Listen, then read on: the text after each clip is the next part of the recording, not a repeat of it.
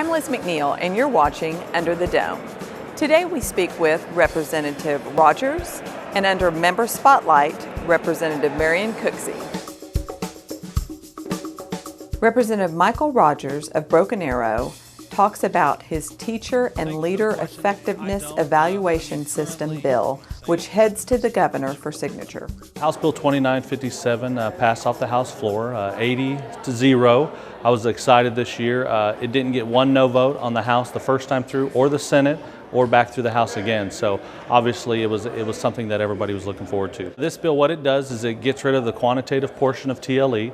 It pushes the evaluation process back to the district levels where those decisions need to be made. And it takes some of the unburdensome relief that it needs to be. It's going to save the districts tens of thousands of dollars. In the long run, it'll save them millions of dollars, and it'll save the state anywhere from $500,000 to $2.5 million. The House has been on the lead on this thing from day one. We've partnered with local educators, administrators, and teachers, and really value their input to get this thing done, and we feel like it's a great bill.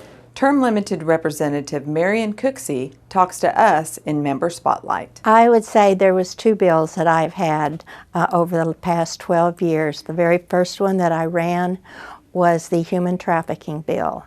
And it was the first human trafficking bill that we had had here in the state. And so many legislators really didn't realize what it was. And so it took 3 years to be able to pass it out of the House.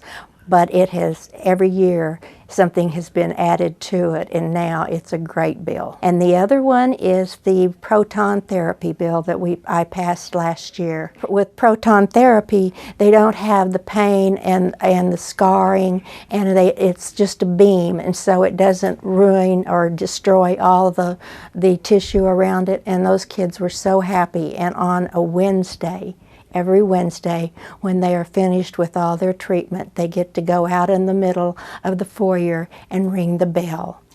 And that is the most wonderful thing that you could ever see. I've done it several times, and it just almost brings you to tears because they are so happy.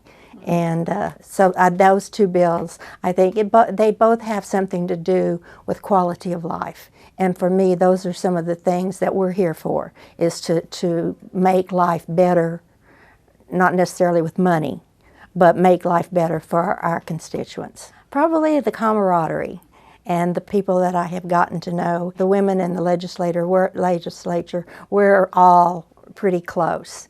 And we have dinners together sometimes, but those relationships are very strong, and we've all worked together on so many bills that it's become like sisters. I would tell them to read their bills, study their bills, find experts in the field and talk to them and other legislators. You are working for the people. You're not working necessarily for the businesses or anything else. You need to be aware of what you're voting on, and that it's very important that you have all the facts before you vote. Thanks for watching Under the Dome.